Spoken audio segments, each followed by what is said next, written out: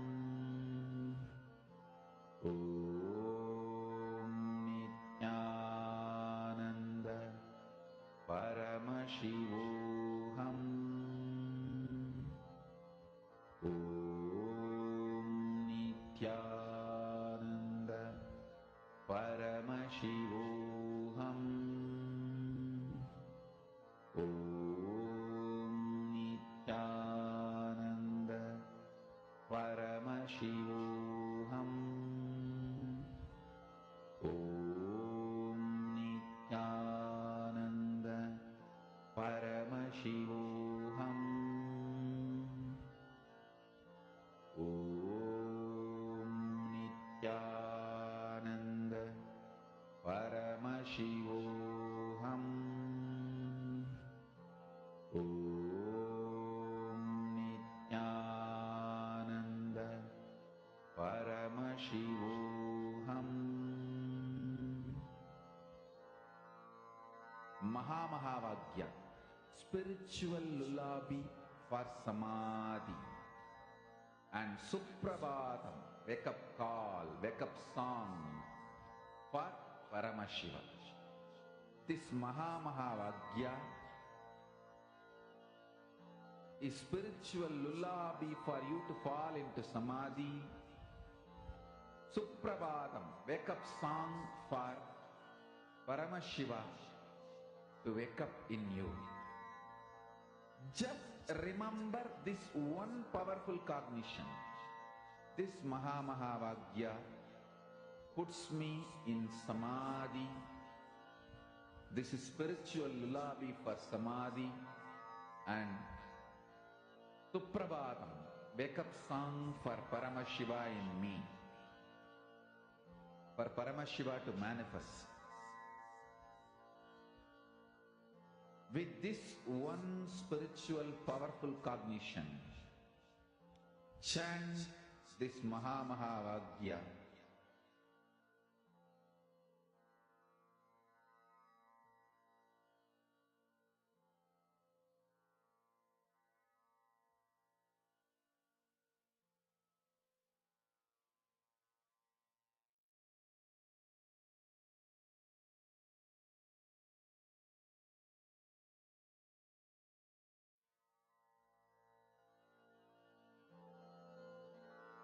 Mahamahavagya, spiritual lullaby for samadhi, and Suprabhatam, wake up call, wake up song for Paramashiva. For Paramashiva to manifest. With this one spiritual powerful cognition, chant this Mahamahavagya. Om Nithyananda Paramashivoham. Om Nithyananda Paramashivoham. Om Nithyananda Paramashivoham. Om Nithyananda Paramashivoham. Om Nithyananda Paramashivoham. Om Nithyananda Paramashivoham. Om Nithyananda Paramashivoham. Om Nithyananda Paramashivoham. Om Nithyananda Paramashivoham.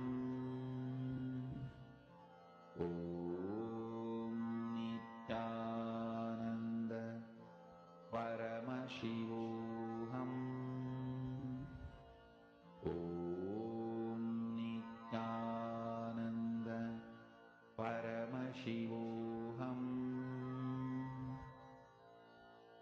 Om Nithyananda Paramashivoham. Om Nithyananda Paramashivoham. Om Nithyananda Paramashivoham. Om Nithyananda Paramashivoham.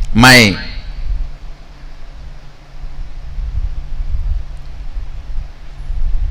business should be like this. You make few will with the clear idea it is not going to be successful. And when that fails, you think, oh, it is not for me, this is not for me. And you collapse. That is what I call willpower. Actually, it is will arrogance. But will persistence means the number of times again and again and again your ability to create the will intensely is will persistence. Your will is made out of the material called persistence. Please understand, water in the Ganga breaks the Himalayas not because of power but because of persistence. Not because of power but because of persistence. Whether it is the inner world, enlightenment, or outer world success like money, name and fame, power, health, relationships, whatever you want, inner world or outer world, the master key is will persistence, not willpower. Willpower will always make you feel you are a failure. Will persistence manifests the real willpower and it will make you always successful. Understand? Ganga, the water of the Ganga, neither by its power nor by the objects she carries she opens the Himalayas. It is just by her persistence she opens Himalayas. Just by her persistence she opens Himalayas. Understand? Will persistence, not willpower. Whenever you use willpower, it has to happen. It has to happen immediately. Always you have the shade. No, if it's not, what will I? It means already you planned for failure. And when it collapses, you are confirming this willpower and all is not going to work for you. You don't have, either you don't have willpower, or you feel that will not work for you, or you will feel that is only for others, or you will feel this much only is me, it may be for others. Only when you know the science, why it works, when it works, and when it does not work. That is the only when you know when it works, when it does not work, why it works, why it does not work, you start living enlightenment. Listen carefully. Will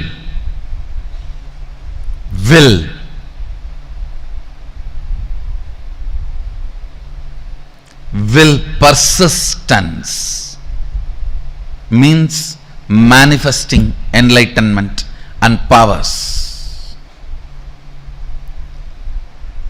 If you decide to persist, that moment power starts manifesting. You don't even need to spend your whole life on persistence. Persistence is your decision without self-doubt. Persistence is your decision to persist. Persistence is your decision to persist and being sure about it. willpower. When you use just will, you are not sure about you. What will happen if it goes this way or that way? With will persistence, you are sure anyhow how you are going to be. Look at every step in your life. All your patterns of withdrawing from life, all your decisions to withdraw from the life comes from your will arrogant decisions.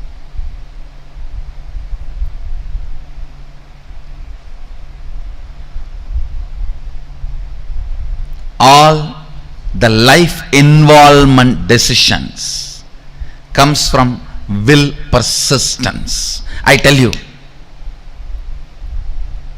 whether inner world or outer world, life is all about how much you are intensely getting involved. That's all.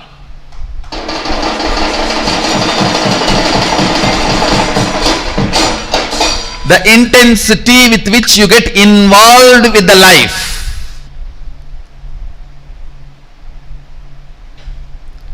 Intensity with which you get involved with the life. The more and more interaction, more and more involvement, more and more ice breaking,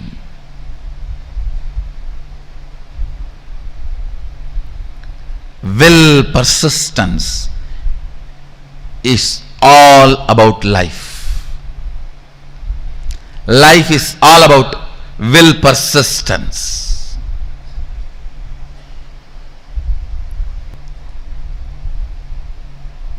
Will arrogance is failure. Will arrogance means I'll try to create a will. If it is successful, then I'll believe this philosophy. If it fails, if it does not click, then I think this philosophy is not for me. This does not work for me, or I think this does not work for anybody. All this is what I call will arrogance. Let me check out how it looks, how it feels. The one and only way you will build will persistence is through Sangha. Sangha teaches you the science of will persistence.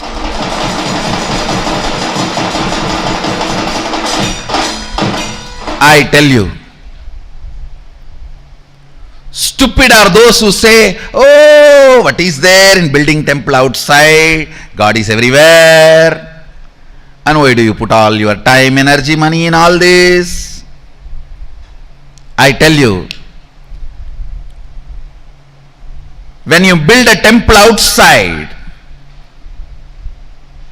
all the things required for it, creating a Sangha, creating, inspiring people, enriching, causing, everything, teaches you the science of will persistence, and you become enlightened. By the time Sadashiva sits on the temple you built outside, he already is sitting on the temple which you built inside.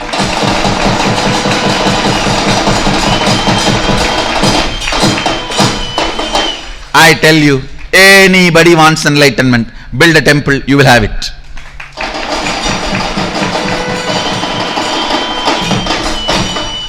Because building temple is not a joke. You need to work with so many people. So much of involvement with life is required.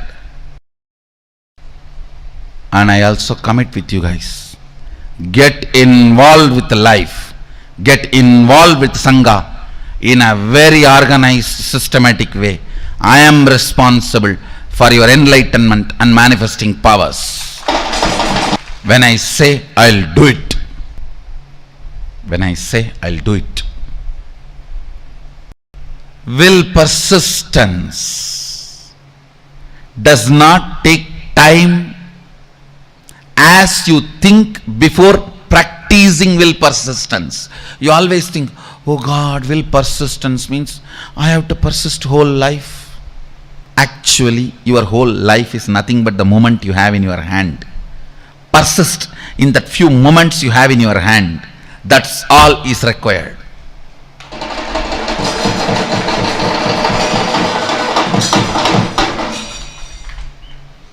The moment you think of the whole life, it's will arrogance, not will persistence. The moment you decide will persistence, simply you start manifesting Sadashiva.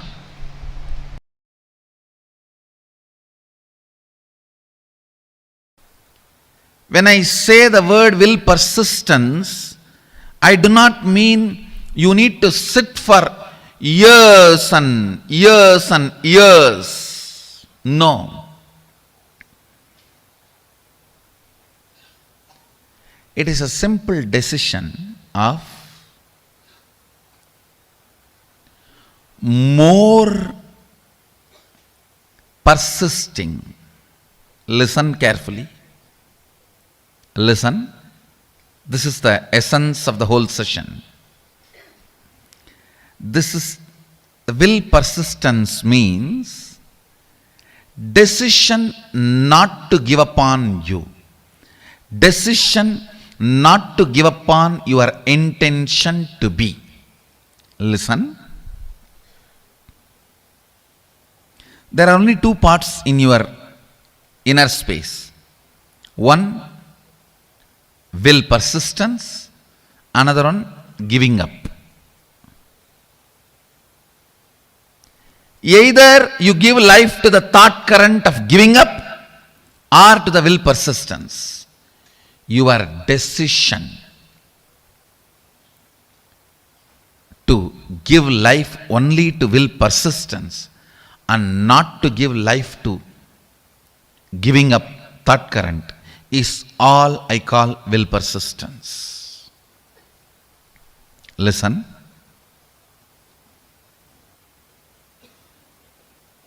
Actually, it's too easy. The truth is, it's too easy. Because you are giving life to giving up thought current, then persistence. Giving up thought current, then persistence. That is when it becomes complicated. It is like you create a terrorist group for some purpose, and then you send your army to kill them. You create a terrorist group, and then you send your army to kill them. Then world will never have peace. In your inner space, you do the same political game. For right or wrong reasons. For good or bad. You support giving up pattern. You cherish sometime without even you knowing. Only when you are about to fail, collapse, you wake up, oh, not this, not this.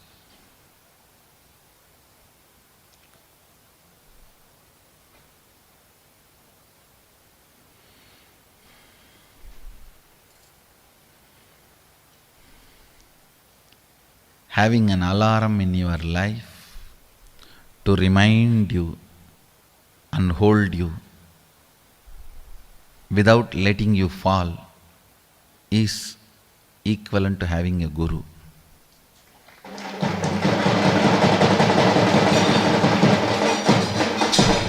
Guru is all about that only. An alarm which rings every day between 8 to 9.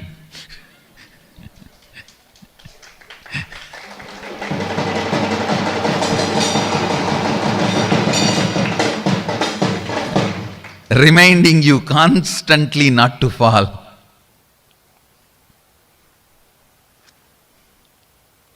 An empower will persistence, thought current. You never manifest what you desire. You manifest only what you believe. If you think what you desire you are going to manifest, no. You are fool. You don't know the secret of manifestation.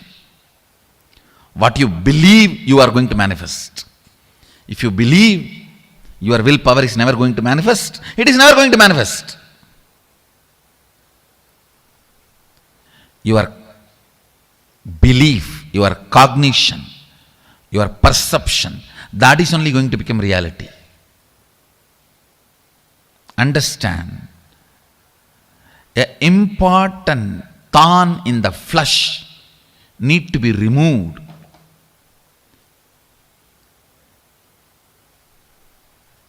The pain point need to be removed from your inner spaces.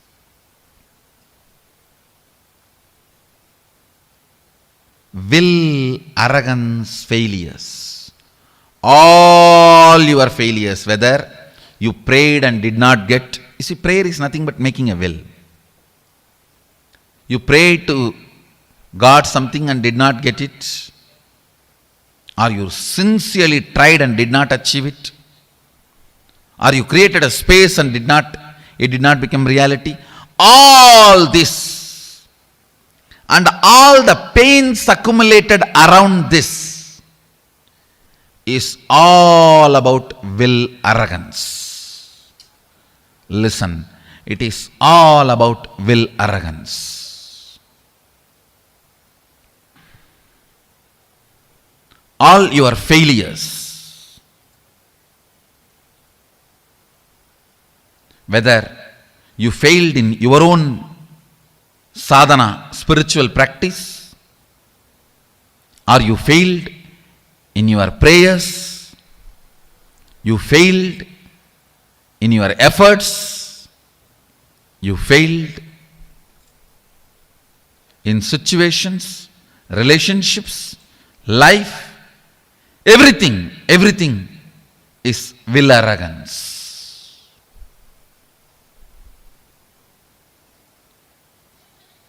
If you understand, by its nature, will arrogance cannot become reality. By its nature, will arrogance cannot become reality.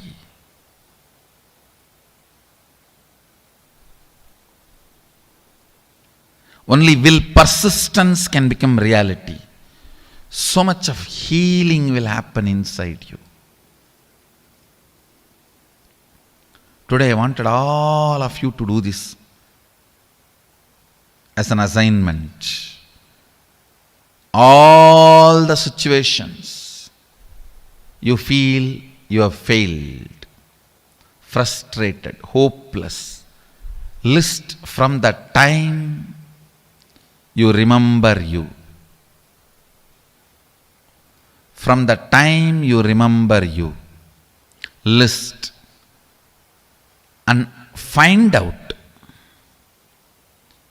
how your will arrogance failed you in that situation. How your will arrogance was the main reason why you failed. This understanding and then completing with this pattern of struggling with will arrogance and deciding to have will persistence. Your will arrogance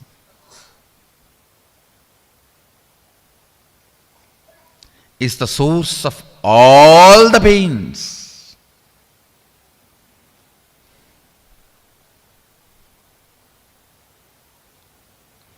If you can internalize this one truth today,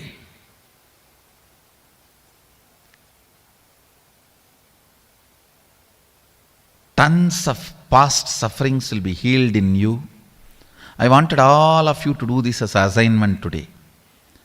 From the time you remember you, write down all the failures, frustrations, hopelessness, situations when you collapsed, when you gave up, when you felt you have not achieved what you want, you felt loss, whether it is personal, health, professional, career, life, prayers, spiritual, anywhere.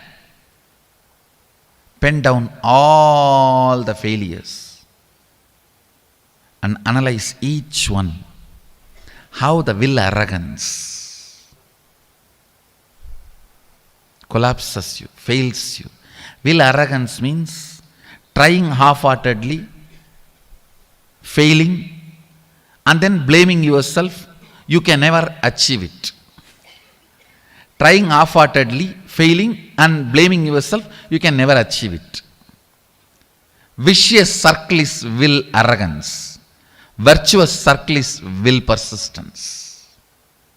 Will persistence means deciding whatever happens, I am not going to give up till my intention to become reality. Nothing can stop me. If my intention to be is Shivoham, till that happens, I am not going to give up. I am going to be persisting. The will persistence.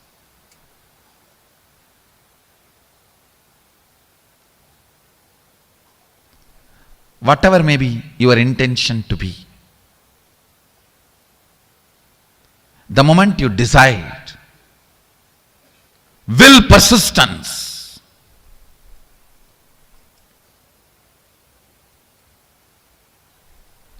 you will see so much of healing, healing, healing, powerfulness, powerfulness, powerfulness.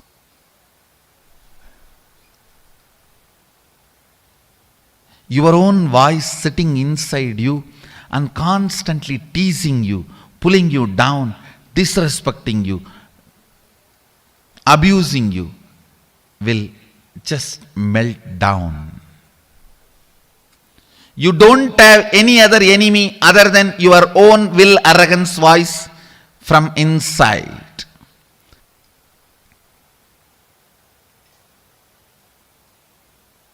Today do this assignment.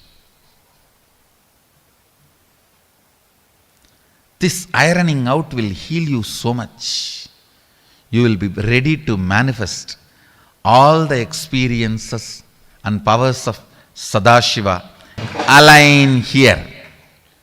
Start this assignment today. Start this assignment today. To complete with all the pains, ideas, neurological, psychological, physiological, physical, hormonal ups and downs you generated in you, which goes on trying to make you believe falsely that you are not your intention to be. Complete all of that. After finishing the assignment, you will simply understand it is just dash dash dumped on you by your will arrogant lifestyle. Actually, I want you to do the assignment here. Sit here, and after this session, do the assignment. I'll help you complete here.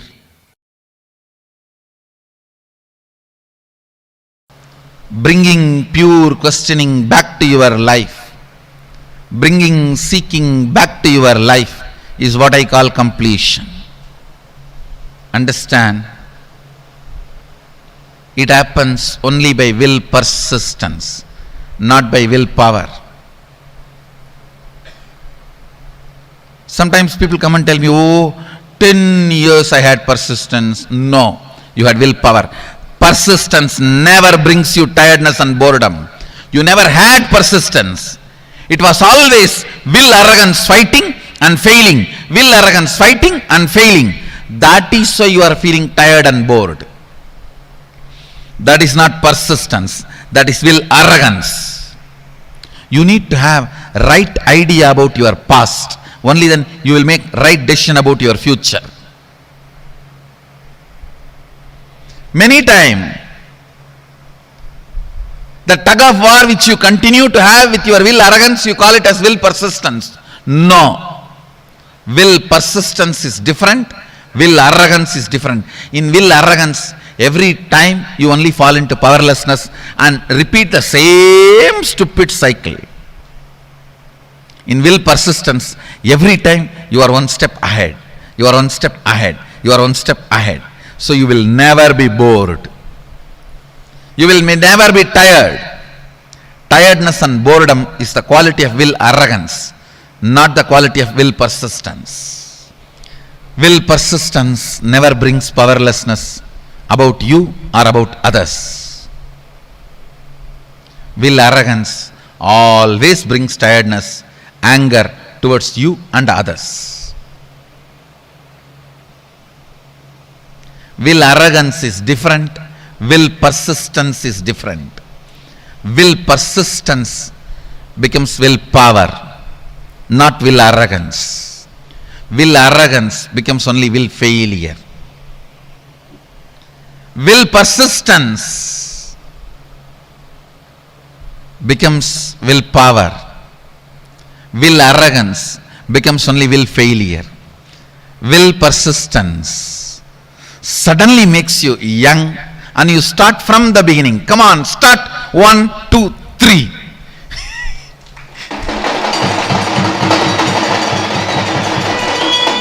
Will arrogance makes you feel tired about even the things which you never practiced, but just you imagine you tried. I tried.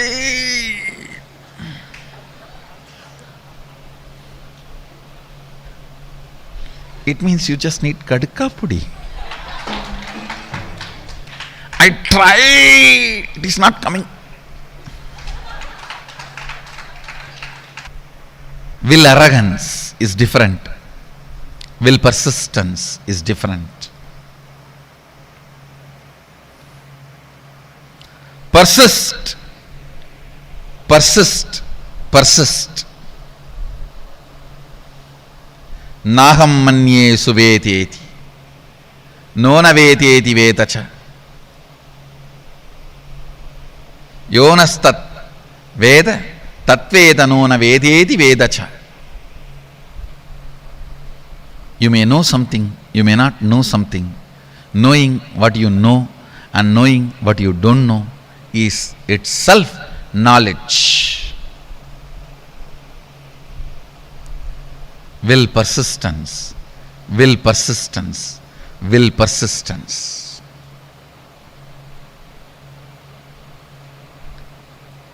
Nothing else need to be done in the world. Just the will persistence will awaken you to you, will raise you to you, will make you realize you to you.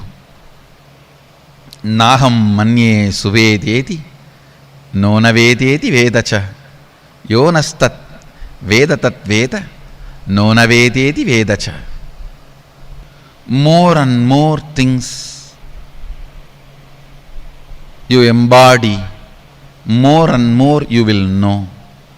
More and more will persistence happens. More and more will arrogance gets completed. That's all is the essence of life. That's all is the essence of life.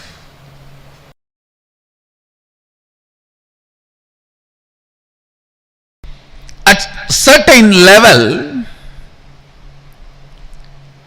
attacked by tiredness, self-inflicted boredom makes you feel you know it. That's all can be known. You give up on you. And you feel everything is okay. I have seen this during the manifestation of powers. People actually fight with the so-called willpower. It is not willpower, will arrogance. If I make it now, it has to happen now. If it is not happening, then it's not for me. Leave it. Willpower. What do you think as willpower? Is nothing but will arrogance. Real willpower comes by will persistence. When you are bit by the snake called will arrogance, and that poison spreads inside you as tiredness and self-inflicted boredom. I've always seen this. When people first start seeing me, they're all excited, go gaga about all over. If they don't convert that excitement into responsibility and assimilate it as part of them, then slowly, that's the difference between fan and devotee. Fan just fans away all the excitement. Devotee makes the excitement into responsibility. Whoever is converted their excitement and devotion into responsibility, they will never be bitten by tiredness and self-inflicted boredom. Understand? I am using two words. Tiredness can sometime can come even externally, but boredom only from internally it can come. That is why I am using the word self-inflicted boredom. When these two attacks you, you come to a decision, that's all for me, leave me. When you say, that's all for me, leave me, your life has ended. Your life has ended. Even I don't tell that. Even still I sit and work. How can the system be more and more stronger so it can radiate more and more? It can manifest more and more. It can support more and more. It can share more and more.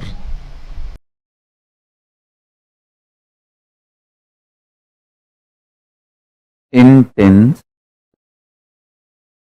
will persistence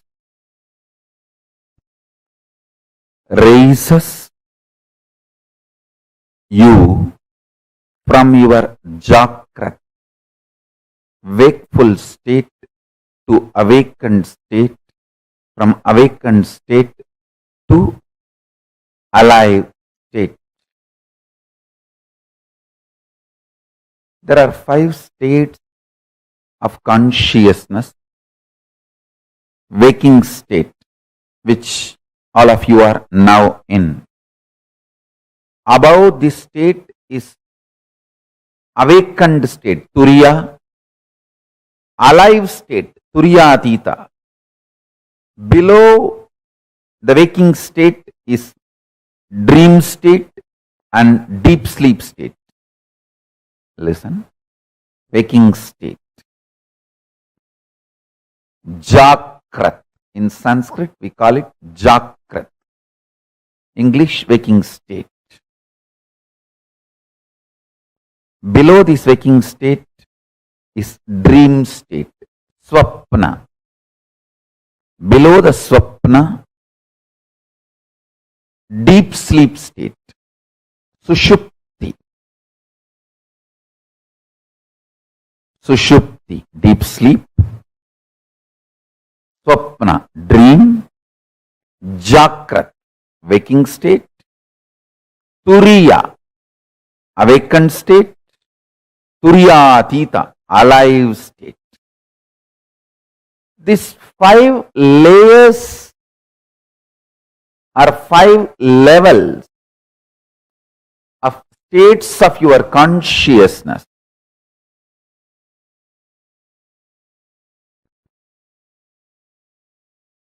is your life.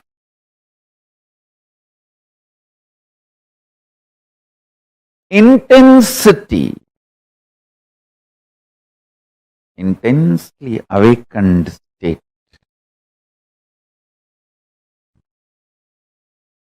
leads to alive, Turiya Tita in you. I tell you,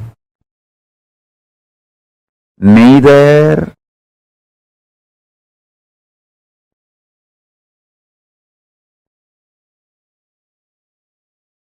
what you consider as external achievements, nor the external capabilities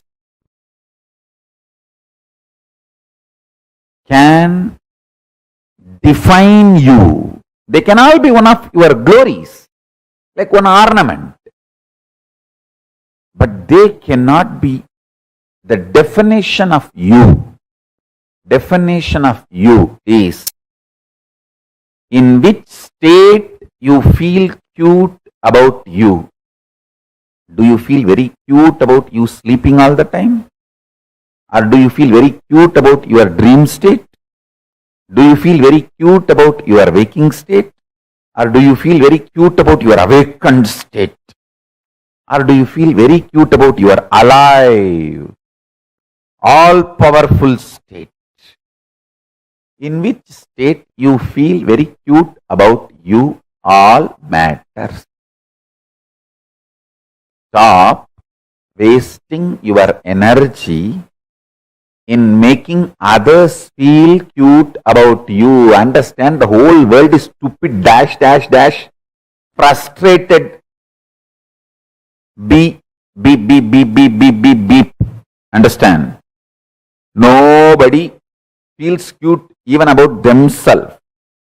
Why will they feel cute about you?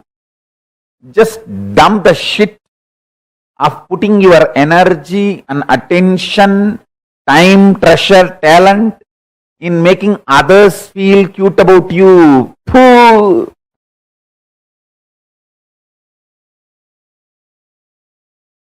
It's like you are wasting your whole life for pig shit. Stop. Decide in which state you feel cute about you. That's all is life.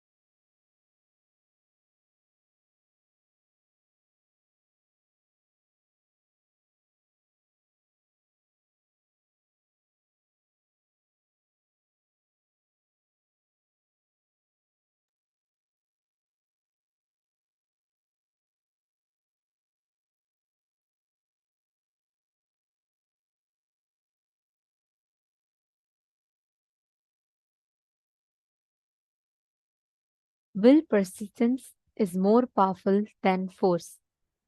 Swamiji revealed, literally summed up the whole essence of life for all of us. How our will persistence is more powerful than force. Swamiji revealed, right? How Ganga does not break Himalaya by her power, not by her might. She breaks it by her persistence. She doesn't break it because of force, but because of will persistence. See, will persistence is nothing but your decision without self-doubt. Any decision without self-doubt is your will persistence. When you decide, even the cosmos has to listen to your will. Can I request each of you to post what you understood as will persistence? Nithyanandam, this is a very important session. So can I request each of you to post? What did you understand as will persistence? Come on, Ma Agama Priya, Ma Itsk, and we have Madonna, Ma Ankita. Where is Anisha?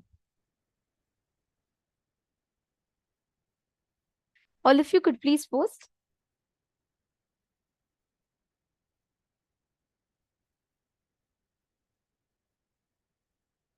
What is will persistence according to you? What do you understand as will persistence? Because it is important that we cognize this truth. The way you see life, the way you perceive, cognize, experience life, it changes completely simply just by your understanding, just by you cognizing will persistence. You understanding the principle of will persistence, you can win the whole game of life. Ma Vimla is saying the ability to remain focused and sustain a goal without giving into incompletions. Beautiful. More than that, Ma, will persistence is your ability to take decisions without self-doubt. It doesn't even mean you have to keep doing. Of course, one of the meaning is that. But it is not about the action, but about the thought current. Means, for example, let's say the first time you're stepping into your putting a startup, you have the will, like you have such a strong desire to become a millionaire. Even after 10 times you fail, the intention to be a millionaire should be the same, as strong as how it was in the beginning. Your intention not getting impacted by the ups and downs of life is will persistence. Means whether you can fail 10 times, but your intention should be as strong as it was the first time. You may not be able to manifest everything correctly the very first time, but your intention, your ability to decide, your decision-making mechanism should be with the same strength as you did the first time. That is will persistence. Most of the times, we beat up our individual self without understanding, without experiencing, cognizing what is the exact situation, what is the exact reality in front of us. We're so busy with our own assumptions of reality, and we operate in life out of that. Catching yourself from that and operating with the right powerful cognition is will persistence. Catching it? Yes, Ma Forum Limaye, that's right. When you're not tired by life, you're will persistent. Which means, let's say you have the intention to be Sarvajñapita Yajaman. You may try 10 times, you may not manifest a single penny, but even 5 years later, your intention should have the same vigor and strength. Without giving up, without letting the incompletion of, oh, all these years I tried, so it's not really happening. So let's see, if I can do, I will do. That is not will persistence. Your intention, the strength of your intention, not changing based on situation, is will persistence. This one truth that Swamiji has revealed, will persistence is made of bliss material. Only happy people can be successful people. If you are sad and depressed in life, you can never be successful. Sick, depressed, sad people can never be successful in life. Sickness is not physical sickness, your mental sickness. There are so many people who will have physical disabilities, but they have achieved amazing feats in their life. How?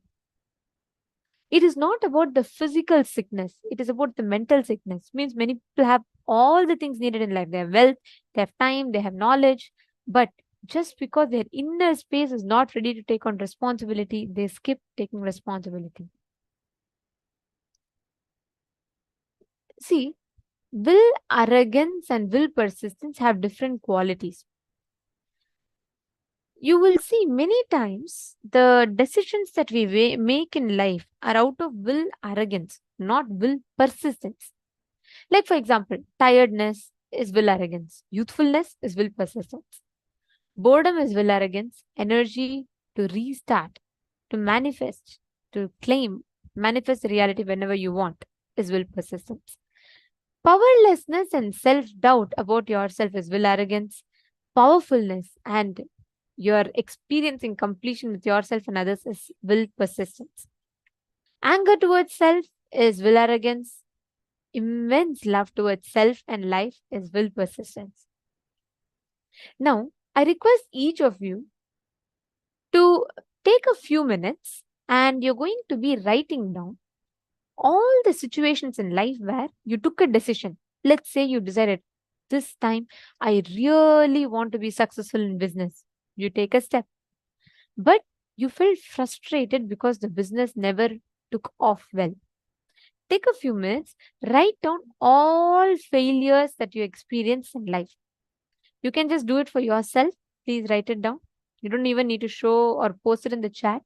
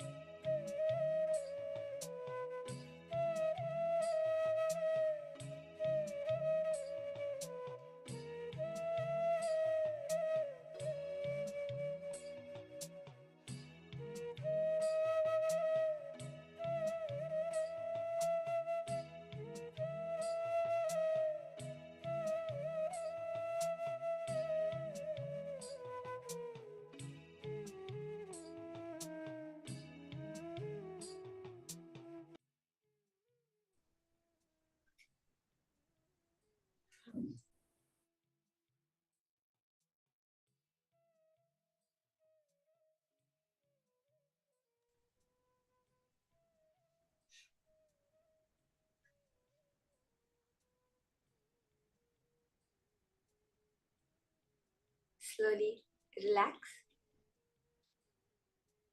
With that declaration of will persistence, now with the same space, we are going to be entering into the power manifestation session. For the power manifestation today, in this round, we are going to be doing the power of bringing rain. Literally, just by your will, just by connecting to Paramashiva, you can make the heavens shower. This whole science is about recognizing each and every element of nature as an independent intelligence. We are not seeing the rain as even a natural phenomenon or just a process of nature. We are recognizing that the independent intelligence, the Devata, the deity behind that, connecting to that higher existence of us to make the nature function as we wish. The most important part is none of this can imbalance nature. By doing power manifestation with the whole universe, with the nature, we can never imbalance nature. Because by connecting in with the third eye, by doing the whole power manifestation itself, you are becoming one with that natural flow, dharma of life. The way we are going to be manifesting it is by holding that intense will persistence. Actually, this power of bringing rain is a very popular one within the Gurukul, the Balasans. Literally, it would be very casual. We would be in our class. If our classes get over, we would be able to play in the rain. But it would start raining about an hour before our classes get over.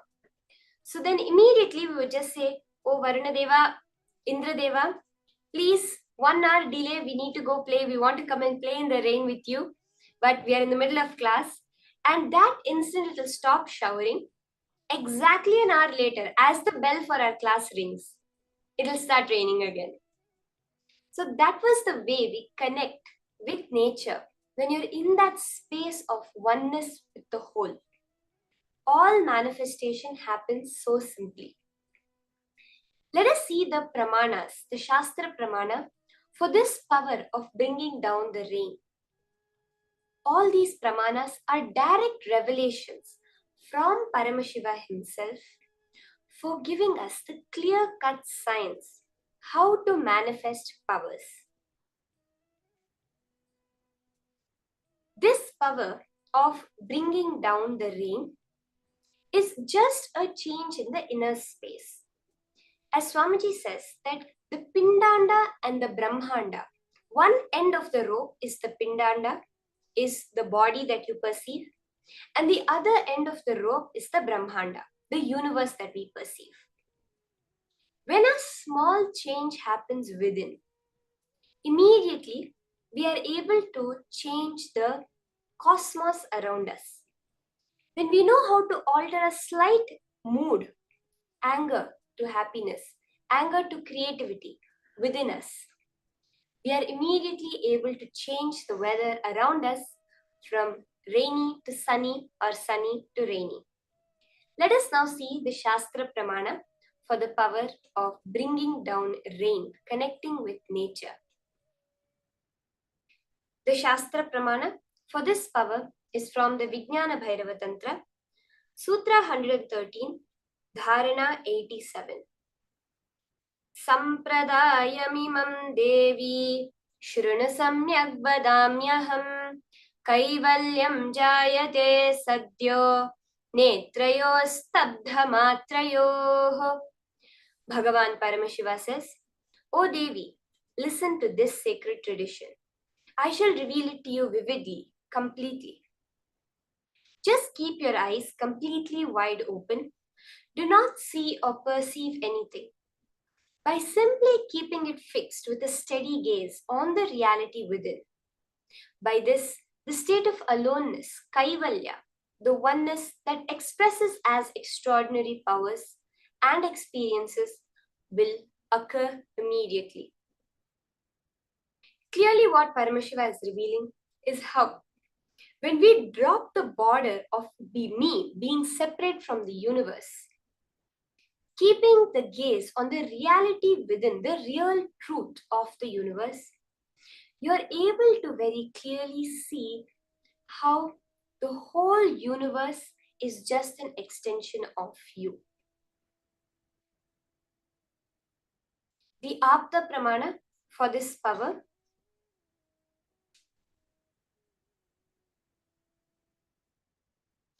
we see very clearly from the life of Savitri, which Swamiji will be narrating to us now.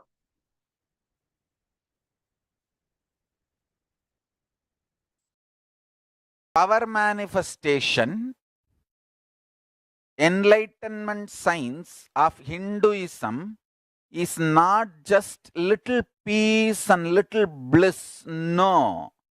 It gives you tremendous peace and tremendous bliss, no doubt. But the conscious science of Hinduism is playing with the reality. One chaste woman who does not want to lose the husband for some reason because she loved him so much, she just stopped the sunrise. And it is true. It is true. Just calculate the Satyavan Savitri's time period. Go and check astrological flow. Exactly those few days there was no sunrise. How? You do research. If you ask me the answer, I am a Hindu monk, I will say the power of Savitri.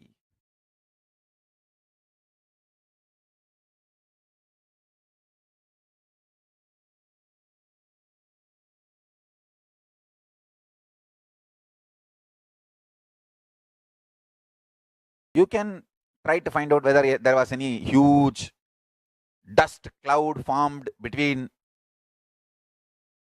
earth and sun, so the sun rays did not reach the earth. Whatever, you do all that research. But I tell you, it happened. It is a fact. It's a reality.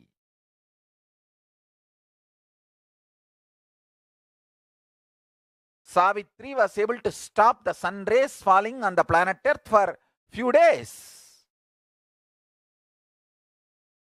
Chastity.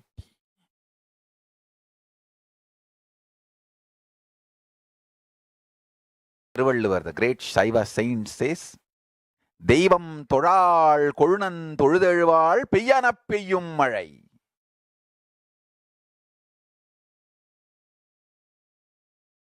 Thoral means not worshipping, no need to be worshipping. It means she experiences husband as God so strongly. She is connected with the Paramashiva component of her husband, the conscious component of her husband. She does not feel the need to worship any other god separately. That kind of a strong, chaste woman, Peyyana Peyyum Mazhai. When she says shower, rain showers, nature listens.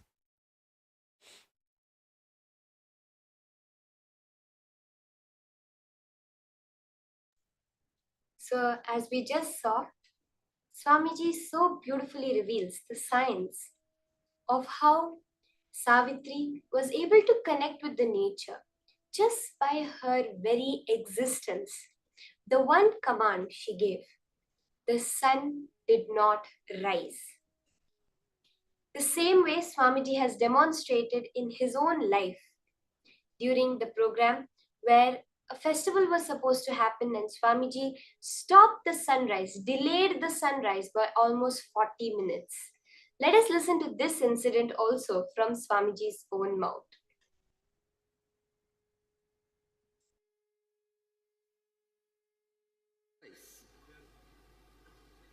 I don't know how many of you today observed. I got a little late for the Dvajarohanam. It is supposed to be 6:40 to 7. I told the son, don't come out till I finish the Dvajarohanam. And today, 40 minutes sunrise late. See the Biddi sunrise time today. See, there's a Google thing, there's a website where the sunrise time is supposed to be time and actual time is recorded. Today will be 40 minutes late.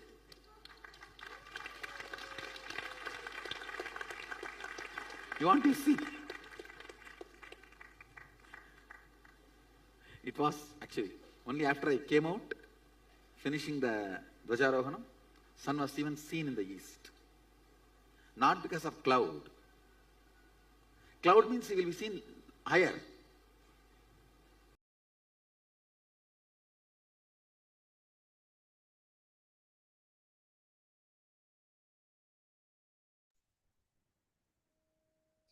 This is the power that all of us are going to be experiencing right now. So I want to request all of you, all you're going to do is choose a particular place. So choose a place that does not have a prediction for rain right now. So let's say you're going to make it rain today. So choose a place that does not have any forecast for rain by any weather forecasting thing and any weather forecasting website, and you're going to be creating rain in that place. You can do it in the place you are right now, or you can connect to another place. All we are going to do is connect to Swamiji in that intense space of oneness. Swamiji says that all power manifestation comes not from manipulation, which we could understand as willpower that Swamiji explained. You do it just with the idea of, okay, 2 times it didn't happen means it's not possible for me. Do it from the space of will persistence, which is oneness with everything around you. Swamiji has said that it will happen, so it has to happen. It is happening, whether I'm seeing it or not. Okay? So are we all ready to get into the power manifestation? Start with opening up the AccuWeather website. You can go to www.accuweather.com and type in a certain country. You can take a screenshot of the screen with the current weather prediction, weather forecast. So if at all you have chosen a place where it happens to be raining right now, you could stop the rain also. But for this round, let us do it with bringing rain. So choose a country that does not have a weather forecast. If you have a friend or someone you know living there, you could even ask them to take a picture outside their window to make it even more verifiable and such that you really see, oh my God, oh my Paramashiva, the manifestation is really happening. Okay? So choose the country, take a screenshot of the weather prediction for that area, sit, intensely connect to Swamiji in the space of oneness, as Paramashiva revealed in the Shastra Pramana. Let your gaze and your mind be completely steady within your inner space. That is the space of unclutching, where there is no external or internal happenings affecting you. You are a pure witness to anything going on in your inner space. Unclutch, chant the Mahavakya to raise your frequency, to tune in with the cosmic frequency. In the space of intense feeling connection, start the manifestation.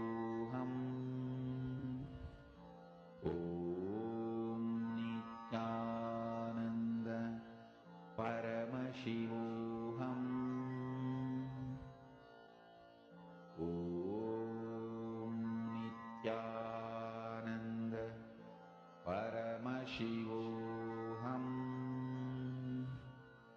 Om Nithyananda Paramashivoham.